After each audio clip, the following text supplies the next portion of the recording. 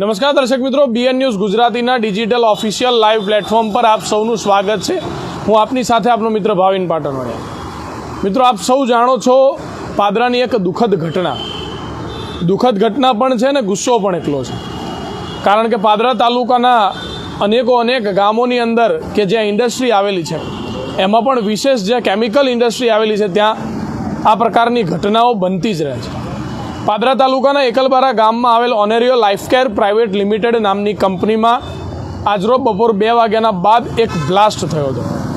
એ blast એટલો ભયાનક હતો કે જેના પડઘા 2-3 કિલોમીટર સુધી પડ્યા હતા। દર્શક મિત્રો, બ્લાસ્ટ તો થઈ ગયો, પરંતુ 2-3 કલાક સુધી કોઈને કશી જ ખબર નહોતી કે બ્લાસ્ટ થયા બાદ થયું શું। સાંજે 5-6 વાગ્યા બાદ પરિવારજનોને ખબર પડે છે, મીડિયાને પણ ખબર પડે છે કે 3 લોકોના મોત થયા છે। આપણે સાંભળ્યું એ વાત સાચી છે। પાદરાના એકલબારા ગામની ઓનેરિયો લાઈફકેર પ્રાઇવેટ લિમિટેડ નામની આ કંપનીમાં 3 જેટલા લોકોના મોત થઈ ચૂક્યા છે ને 2 લોકો ગંભીર ઈજાગ્રસ્ત છે, જેઓ સિરિયસ છે એવું કહી શકાય। મિત્રો, અત્યારે એક વિશેષ વાત એવી છે કે જ્યાં કંપનીઓમાં લોકોના મોત થાય છે ત્યારે લખન દરબાર સૌ પ્રથમ પહેલાં આગળ હોય છે। લોકો હંમેશા લખન દરબારને સંપર્ક કરતા હોય છે, કારણ કે લખન દરબાર વગર ન્યાય મળવો એ ક્યાંક ને ક્યાંક અસંભવ છે। કારણ કે ગુજરાતની પરિસ્થિતિ એ છે કે આંદોલન કર્યા વિના સીધી રીતે ન્યાય મળે એવું ક્યાંય શક્ય છે જ નહીં। લખન દરબાર આવી રહ્યા છે, વાત સાંભળતા જ ઇન્ડસ્ટ્રી મેનેજમેન્ટ દ્વારા 20 લાખ, 25 લાખ, 21 લાખ વગેરે એવી અમાઉન્ટો, એવી રકમો બોલવાની શરૂઆત કરી દીધી કે જેની કોઈ ખાતરી છે જ નહીં કે 20 રૂપિયા પણ મળવાના છે કે કેમ।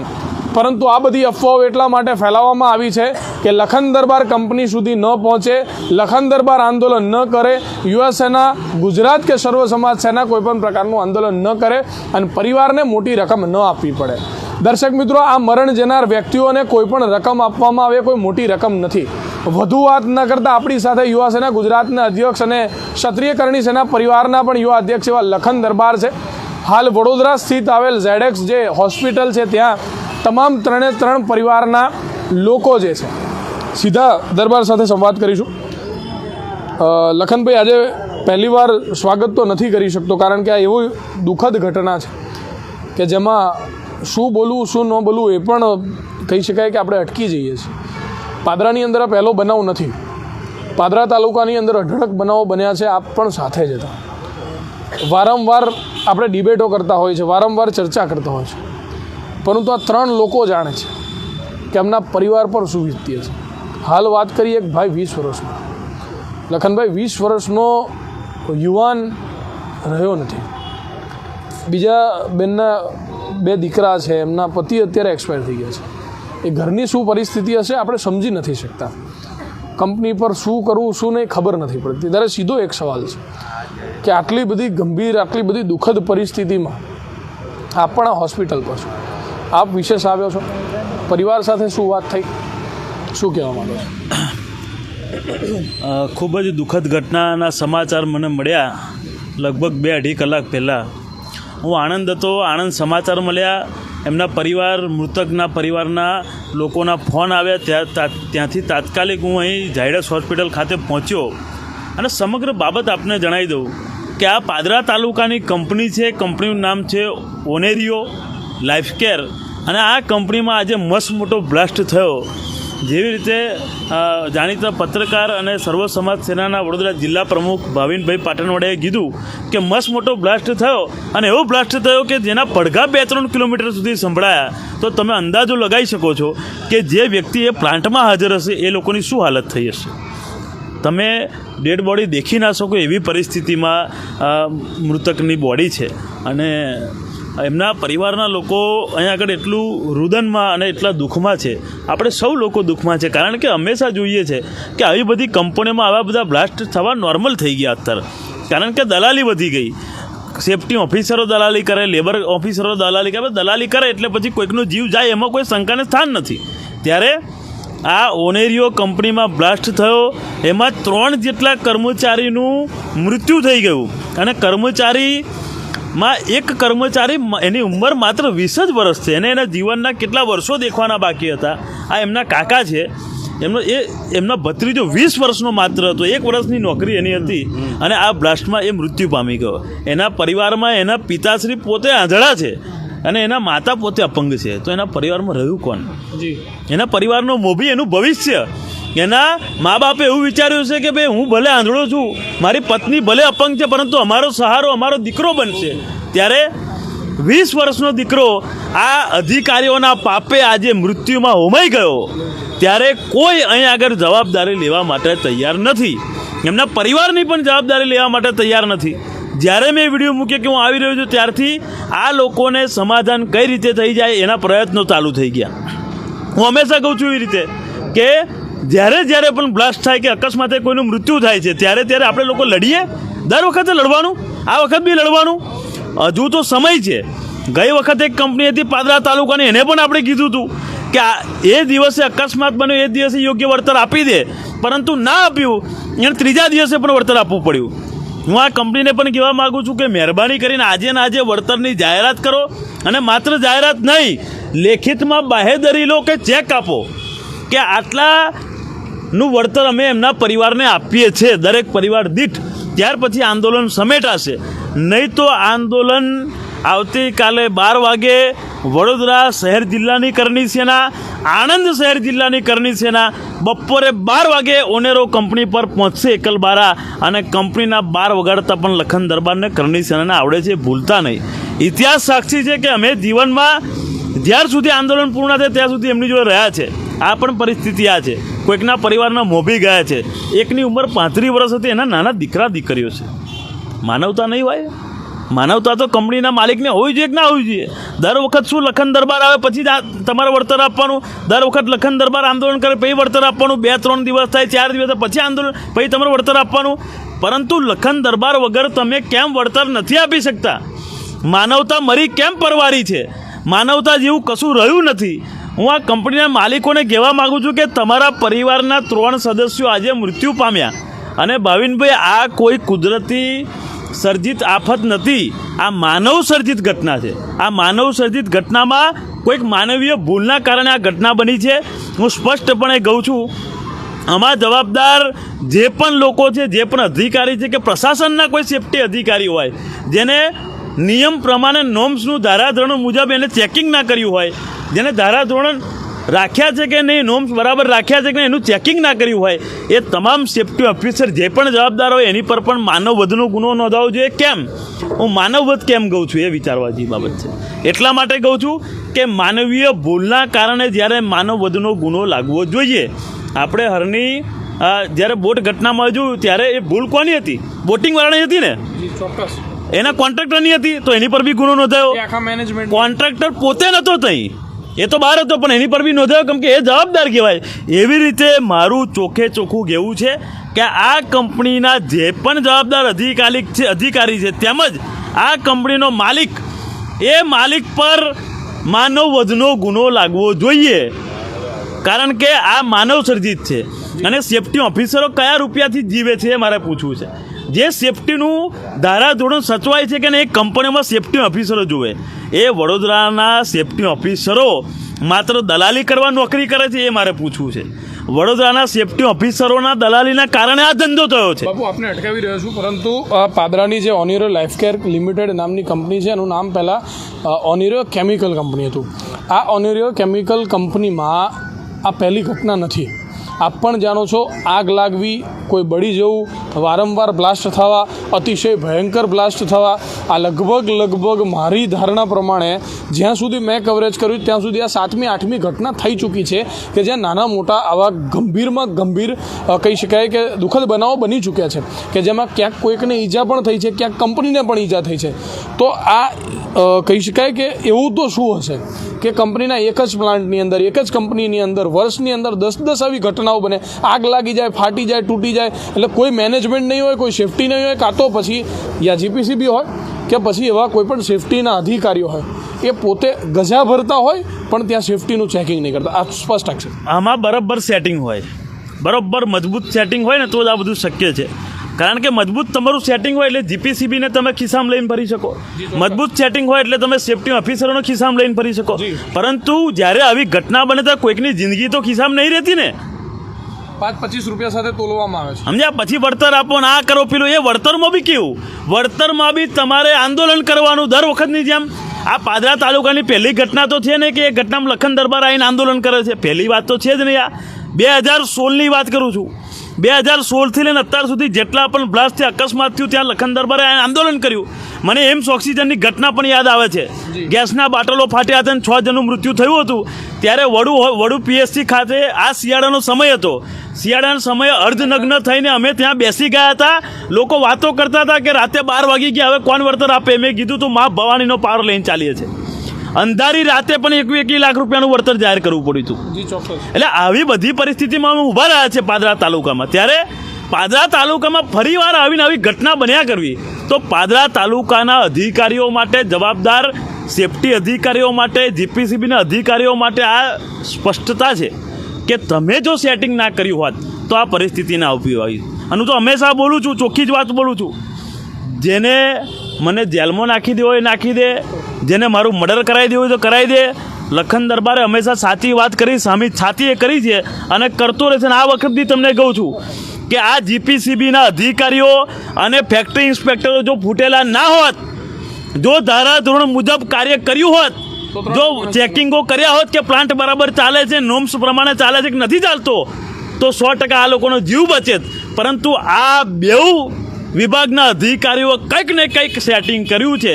એના કારણે આ બ્લાસ્ટ થયો છે. એના કારણે 20 વર્ષનો દીકરો જેનું ભવિષ્ય બાકી હતું એનું મૃત્યુ થયું. 35 વર્ષના યુવાનનું મૃત્યુ થયું ને 31 વર્ષના યુવાનનું મૃત્યુ થયું. એની સાથે સાથે આ 3 જિંદગી ઉમાઈ નથી ગઈ. આ 3 જિંદગી ઉમાઈ નથી. એની સાથે સાથે એના પરિવાર, એના મા બાપ, એની પત્ની, એના દીકરા દીકરીઓની બી જિંદગી ઉમાઈ ગઈ. કારણ કે પરિવારનો મોભી જતો રહ્યો. કંપનીના માલિકને તો શું છે, એમના દીકરા દીકરીઓ તો ફોરેનમાં ફરતા હશે, એ તો મોટી મોટી ગાડીઓ લઈને ફરતા હશે, પરંતુ જે કર્મચારીઓની મહેનતથી એ લોકો ગાડીઓ લઈને ફરે છે, એ કર્મચારીઓને આજે મૃત્યુમાં મોકલીને અત્યારે એના પરિવારના લોકો બિચારા વળતર માટે આંદોલન કરે. શરમજનક કહેવાય. આ હંમેશા આવું થાય છે. પરંતુ હંમેશા એવું કહું છું, કંપનીના માલિકને કહેવા માગું છું કે તમે બહુ જ પહોંચેલા છો, એમાં કોઈ શંકાની સ્થાન નથી. પરંતુ તમારી જોડે દુનિયાભરનો પાવર હશે, પૈસાનો પાવર, સત્તાનો પાવર, પરંતુ લખન દરબાર જોડે મા ભવાનીનો પાવર છે ને મા ભવાનીનો પાવર લઈને અમે ચાલીએ છીએ. આજે નહીં આપો તો કાલે આપવું પડશે. વળતર તો કોઈના બાપને છૂટકો નથી, આપવું પડશે ને પડશે જ. આ પરિવારને ન્યાય નહીં મળે, આ 3 મૃત્યુ થઈ જનાર યુવાનોના પરિવારને ન્યાય નહીં મળે ત્યાર સુધી લખન દરબાર એમની જોડે છે. આખી રાત ઝાયડસ બેસી રહેવું પડે તો પણ બેસી રહીશ, પરંતુ આવતીકાલે ઝાયડસ નહીં બેસું. આવતીકાલે તો એકલબારા ઓનેરો કંપની પર બેસીશ ને ત્યાં આગળ જઈને કરણી સેના એની ભાષામાં જવાબ આપશે. ચોક્કસથી આવતીકાલે કરણી સેના, લખન દરબાર, યુવા સેના સહિત તમામ કરણી સૈનિકો જે છે પાદરાના એકલબારા ગામે આવેલ ઓનેરિયો જે કંપની છે ત્યાં ગેટ ચકાજામ કરવાનું થાય કે કોઈપણ પરિસ્થિતિનું નિર્માણ કરવાનું થાય તો તમામ પ્રકારની તૈયારીમાં ક્ષત્રિય કરણી સેના છે. ત્યારે લખનભાઈ, કંપની મેનેજમેન્ટ દ્વારા એવું કહેવામાં આવે છે, કંપની મેનેજમેન્ટ દ્વારા એ કહેવામાં આવે છે કે પરિવારને ખરીદી લીધા છે, પરિવાર સાથે વાત કરી લીધી છે, પરિવારને પટાવી લીધા છે, જે તે લોકો સાથે બધી વાતચીત થઈ ગઈ છે અને તમે કંઈ ના કરો. તો આ બાબતે શું કે પરિવાર સાથે શું વાત થઈ ગઈ? પરિવારના લોકોને જ્યારે ખબર પડી કે આવું થયું છે, તાત્કાલિક પરિવારના લોકોએ સીધો મને ફોન કર્યો છે. હું આણંદ હતો, આણંદથી સીધો અહીંયા આવ્યો છું. ત્યાર સુધી એમને કોઈ નિર્ણય નથી લીધો. નિર્ણય લીધો હોત તો એમના હાથમાં ચેક હોત કે કોઈ લેખિત કાગળ હોત, પરંતુ કશું જ નથી, હજુ પણ નથી. જો કંપનીવાળા હાથ આવે તો હું મને અત્યારે 2 કલાક થઈ ગયા છે, તો કંપનીવાળા હજુ પણ લેખિતમાં આપી દે, બાહેધરી આપી દે કે આટલા રૂપિયાનું વળતર આપીશું, પરંતુ હજુ કશું આપ્યું નથી. એનો મતલબ શું થયો? એનો મતલબ શું થયો કે એનો મતલબ એક જ થયો, સીધો સ્પષ્ટ થયો કે ભાઈ આ કંપની હજુ પણ કોઈ પણ જગ્યાએ ખાલી વાતો કરી છે. હું એવું કહું છું કે કંપનીના કર્મચારીઓને, પરિવારના લોકોને તમે યોગ્ય વળતરની બાહેધરી આપી દો, લેખિતમાં આપી દો. તમારા પર ભરોસો કઈ રીતે કરીએ અમે? તમે આ લોકોની જિંદગી સેફટીના અભાવે જ્યારે આ પરિસ્થિતિ બની છે તમારી ભૂલના કારણે, અને હજુ પણ તમે લેખિતમાં કોઈ બાહેધરી આપવા તૈયાર નથી, ત્યારે તમારી પર વિશ્વાસ થાય નહીં.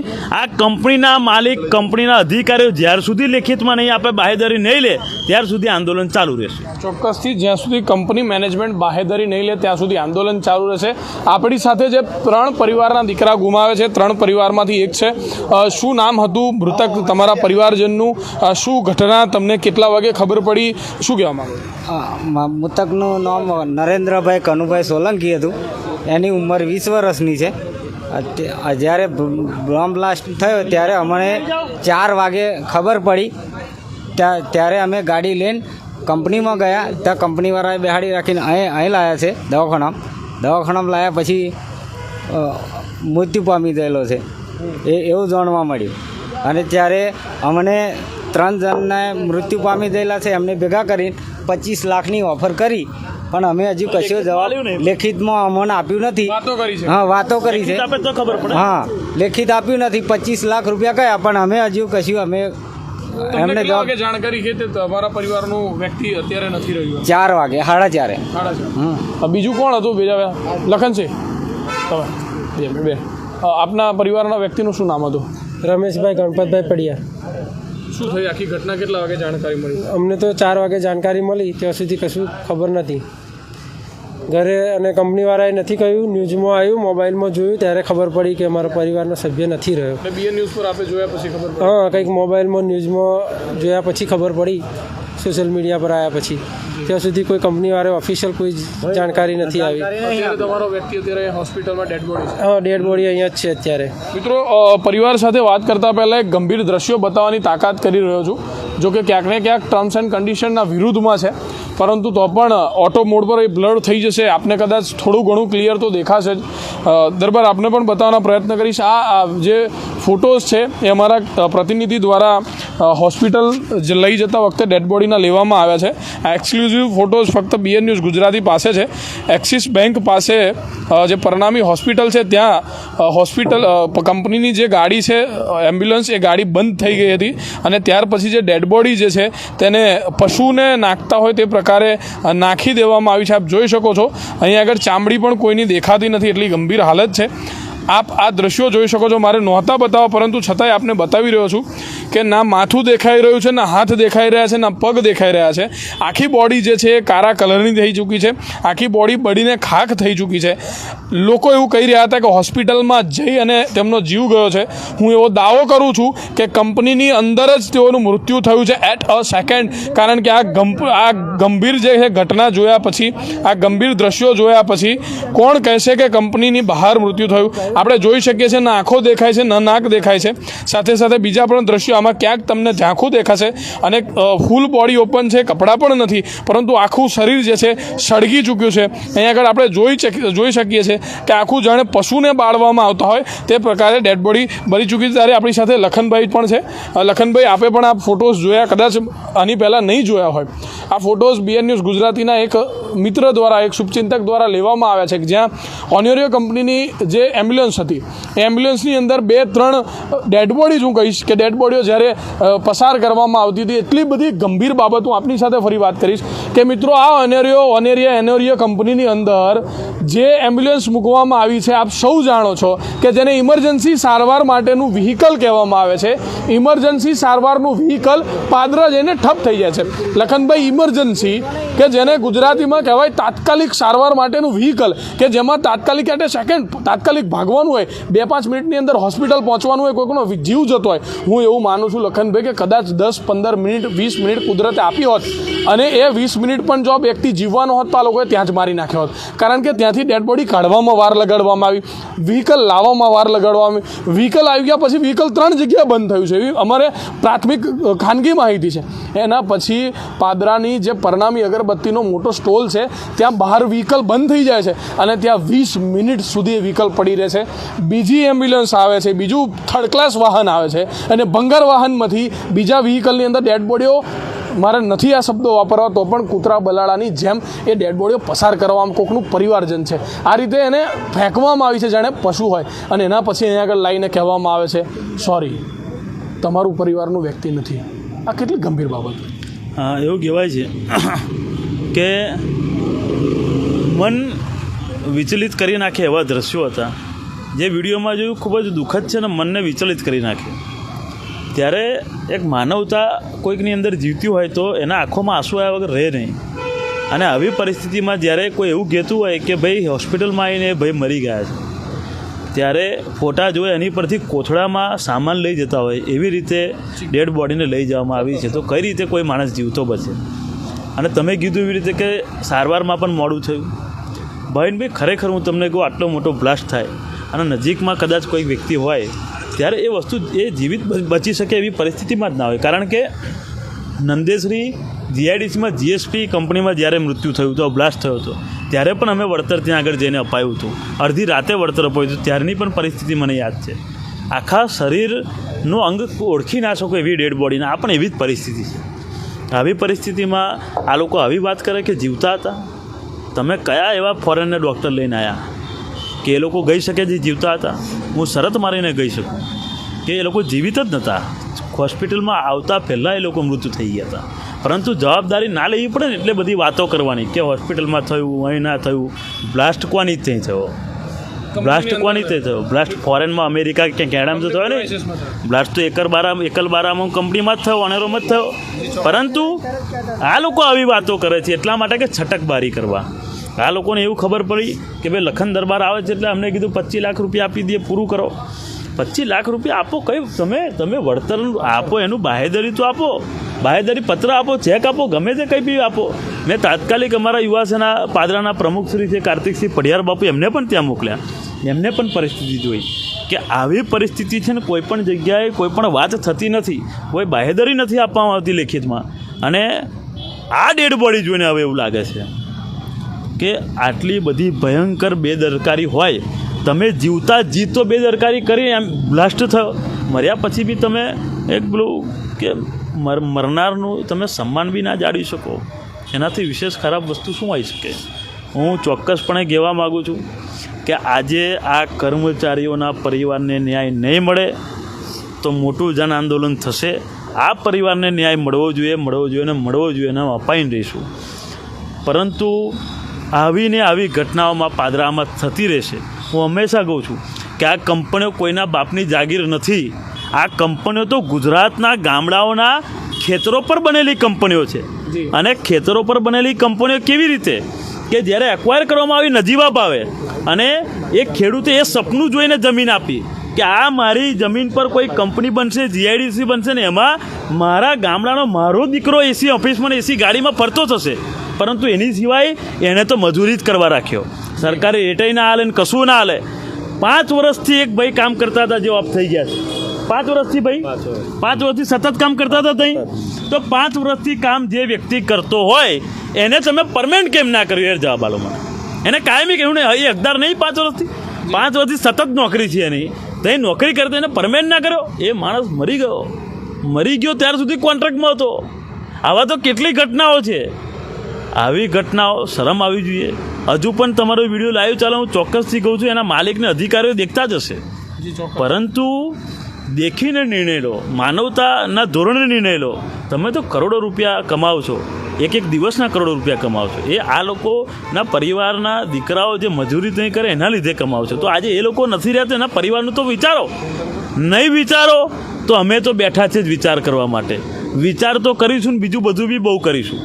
અને બીજું બધું કહેતા નહીં, પરંતુ કાલે કરીશું, મજા આવશે. આ લોકોને મજા આવશે હવે, કારણ કે આ લોકોએ સજા આપી છે.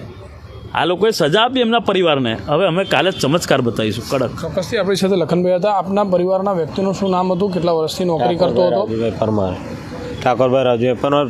35 વર્ષની ઉંમરથી 5 થી 6 વર્ષ લગીને ચાલુ હતી નોકરી એમની.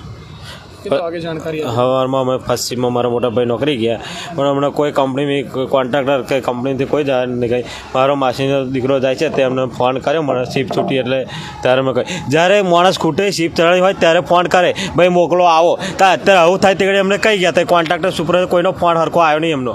તો એ લોકો માણસની જરૂર હોય ત્યારે જ ફોન કરે અમને. મરી ગયા પછી એમને કોઈ જરૂર નથી. હા, માણસની જ્યારે માણસ ખૂટે તો આવી જાવ, રોકાવું પડશે, નહીં આવતો તમને કાઢી મૂકીશું. એવી રીતે ધમકાઈને નોકરી કરાવતો. સુપરવાઇઝરો નહીં આવો તો કાલથી આવતા નહીં આવ્યું કહીને ઘણા લોકોને રોકે છે. કેટલાય જણે એડમાં આપણે ઓનર કંપનીમાં નોકરી કરે એ લોકોને પૂછજો એ રીતે ધમકી તમે નહીં રોકાવ તો કાલથી ના આવતા. આ બતારો ગરીબ માણસ હોય એ ઘર ચલાવે તો એના શું કરે, આવું જ પડે ને એમને. એ રીતની એક કંપની સુપરવાઇઝર શિફ્ટ ચડાવે એ જ લોકો એ રીતે ધમકી આલી ચડાવે. અને આવું થાય ત્યારે કોઈનો ફોન હરખો આવે. હમણાં ફોન કર્યો કંપનીમાં ત્યાં કે દવાખાનું છે, અમે કયા હોસ્પિટલમાં લઈ ગયા અમને જણાવો. તો 5 મિનિટ 10 મિનિટ એવું કરે. અમારે આખા ના રહે તો અમે કંપનીમાં ત્યારે મેનેજર જોડે વાત કરી ત્યારે અમને એવું કહ્યું તમને અમુકમાં અમારે હોસ્પિટલમાં લઈ જાઓ, અમારે જોવું છે શું થયું. હોસ્પિટલનું નામ લીધું હતું આવી આપણે ઝેડક્સ હોસ્પિટલ. એક ગંભીર વિષય છે મિત્રો. આ ગંભીર વિષય એટલો બધો ગંભીર છે લખનભાઈ, આપને પણ જણાવું, જ્યારે પણ કોઈ પણ ઇન્ડસ્ટ્રીમાં આવી ઘટના ઘટતી હોય છે ત્યારે આપણે સૌ માનીએ છીએ કે પ્રાથમિક સારવાર પ્રાથમિક જગ્યાએ મળવી જોઈએ, ભલે પછી તેને કોઈ પણ હોસ્પિટલમાં રિફર કરવામાં આવે. આજે એક સમજવા જેવી એક ઝીણી બાબત એવી છે કે અનર્ય કંપની દ્વારા જે તે લોકોને ન પાદરાના ક્રોસરોડ હોસ્પિટલ કે જે કંપનીથી સાવ નજીક હતું, ન પાદરાના પ્રયોસા હોસ્પિટલ કે જે કંપનીથી સાવ નજીક પાદરામાં જ હતું, ફક્ત 5 કિલોમીટરના ડિસ્ટન્સ પર, પરંતુ 4 કિલોમીટર 5 કિલોમીટરના ડિસ્ટન્સ પર આવેલા હોસ્પિટલોમાં નહીં, હું તો કહું 4 કિલોમીટર 5 કિલોમીટર પર સરકારી હોસ્પિટલ પણ હતું, જે કે સરકારી હોસ્પિટલ પણ સારી સારવાર કરી જ શકતું હતું. પરંતુ આ બધા જ હોસ્પિટલોને બાયકોટ કરી, આ બધા જ હોસ્પિટલોને બાયપાસ કરી કોઈક એવા હોસ્પિટલ કે જ્યાં આપણા ગરીબ માણસની ઊભી રહેવાની પણ તાકાત લખનસિંહ નથી. કારણ કે આ બહુ મોટું હોસ્પિટલ છે ને બહુ કોસ્ટલી હોસ્પિટલ છે. અહીં આગળ 50,000 લાખ 2 લાખ વગર તો વાત નથી થતી. અહીં ઊભા રહેતા જ આપણને એવું થાય કે અહીં કેટલું થઈ જશે. એવા હોસ્પિટલની અંદર લઈ આવવામાં આવે છે. લખનસિંહ ત્યાં હાજર હતો, BAPSમાં લઈ ગયા છે, ક્રોસરોડોમાં લઈ ગયા છે, પાદરા લઈ ગયા છે, પરંતુ ક્યાં લઈ ગયા કશું સાચી હકીકત કહેવામાં નથી આવી. આજે એક એવા હોસ્પિટલમાં લઈને આવવામાં આવ્યું છે કે જ્યાં પાદરાના લગભગ કામદારો એ સ્વપ્નમાં પણ નથી વિચારી શકતા કે ઝેડએક્સની અંદર દાખલ થઈશું, કારણ કે સૌથી કોસ્ટલી આ હોસ્પિટલ છે. અને જે સામાન્ય લોકો જે 7-8-10 હજારમાં કામ કરતા હોય એમની કેપેસિટી બહારનું છે, તમારી મારી કેપેસિટીની બહારનું છે. ત્યારે આ પણ મને એવું લાગે છે કે આ પણ એક કંપનીની સોચી સાજી સમજી વિચારેલી સાજિશ છે કે કોઈપણને ખબર ન પડે એવી જગ્યાએ લાવવું, કારણ કે અહીં તો સારવાર કરવાની જ નથી. દરબાર અહીં તો કોઈ સારવાર જ નહોતી, કારણ કે ત્યાં જ ડેડ કરી દીધા છે, ત્યાંથી જ ડેડ બોડી લાવે છે. તો ડેડ બોડીની આ હોસ્પિટલમાં શું સારવાર થઈ હશે એ ગંભીર પ્રશ્ન. મારે તો આ સમગ્ર બાબતો પૂરી થશે પછી બધું જ ચેકિંગ હું કરીશ. એમાં તમે કીધું પરનામી અગરબત્તીની આગળ ઊભી રહી એમ્બ્યુલન્સ, પછી બીજી જગ્યાએ બોડી નાખવામાં આવે, બધી તપાસ કરીશું આપણે. પરંતુ દુઃખની બાબત એ છે ને વિચારવા જેવી વાત એ છે, હું શરૂઆતમાં જ્યારે હું આણંદ હતો ને એમનો ફોન આવ્યો મારી પર, રડતા રડતા ફોન આવ્યો આ ભાઈનો, એમનો ભાઈ મરી ગયો, એમનો રડતા રડતા મારી પર ફોન આવ્યો કે આવી પરિસ્થિતિ થઈ છે તમે આવો. હું તાત્કાલિક ત્યાંથી નીકળ્યો તો મને ત્યારે વિચાર આવ્યો, મેં એમને 2 વાર પૂછ્યું કે અક્ષર ચોક કઈ હોસ્પિટલ, ઝાયડસ હોસ્પિટલ, અક્ષર ચોક આ હોસ્પિટલ.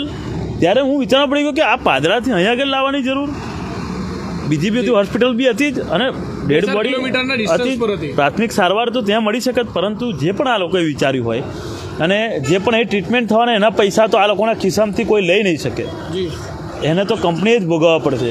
અને જે વ્યક્તિનું સારવાર ચાલુ છે એના પણ પરિવારને હું મળ્યો છું, એમને પણ કીધું છે 1 પણ રૂપિયો એમના ખિસ્સામાંથી કાઢવા નહીં દેવાનો. બધી જ સુવિધા કંપનીના પૈસે જ જવી જોઈએ. 1 પણ રૂપિયો હું ચોક્કસથી કહું છું આજે માધ્યમથી, 1 પણ રૂપિયો હું કોઈ કર્મચારીનો જવા નહીં દઉં. આ બધી કંપનીના જ અધિકારીઓ આમાં પૈસા ચૂકવશે, કંપની જ ચૂકવશે. કર્મચારી કોમેન્ટ કરી રહ્યા છે ઓનેરીઓના, નામ લેવા ના કહ્યું છે, પરંતુ એમ્બ્યુલન્સ બગડી ગઈ હતી તેવો તેમને મેસેજીસ આપ્યા છે. 100%ની વાત તમે કીધું એવી રીતે સમાચાર સાચા છે અને પુરવાર પણ થાય છે. બધા લોકો કહે છે ને આપણે આ બધી તપાસ પણ કરવાની છે, ઘણું બધું કરવાનું છે. પરંતુ અત્યારે મૂળ મુદ્દો એ છે કે આ કંપનીના કર્મચારી જે 3 કર્મચારી હતા, કંપનીના કર્મચારી હું કહું છું, તો એ કર્મચારીઓને યોગ્ય વળતર આપવું પડશે અને લેખિતમાં આપવું પડશે, બાહેધરી આપવી પડશે. એના વગર અમે આંદોલન પૂરું કરવાના નથી. આવતીકાલે સવારે 12 વાગ્યાનો ટાઈમ અમે આપીએ છીએ. 12 વાગે સમગ્ર ક્ષત્રિય કરણી સેના આણંદ જિલ્લો અને વડોદરા જિલ્લો, તમામ પદાધિકારીઓ, યુવા સેના, કરણી સેના, બધા જ લોકો કાલે 12 વાગે કંપની પર પહોંચશે અને ન્યાય માટે ત્યાં આગળ આંદોલન ચાલુ કરશે. આવતીકાલે કરણી સેના તેમજ લખન દરબાર સહિતની ટીમ જે છે એ ઓનેરિયો કંપની પાસે પહોંચી રહી છે ઓનેરિયો કંપનીના ગેટ પાસે પહોંચી રહી છે, ત્યારે આપ સૌને હું જે 3 પરિવારના લોકો છે તેમની સાથે રૂબરૂ કરાવીશ. એટલે 3 પરિવારવાળા કોણ હતા? 3 જણા આગળ આવી જાઓ ને ખાલી.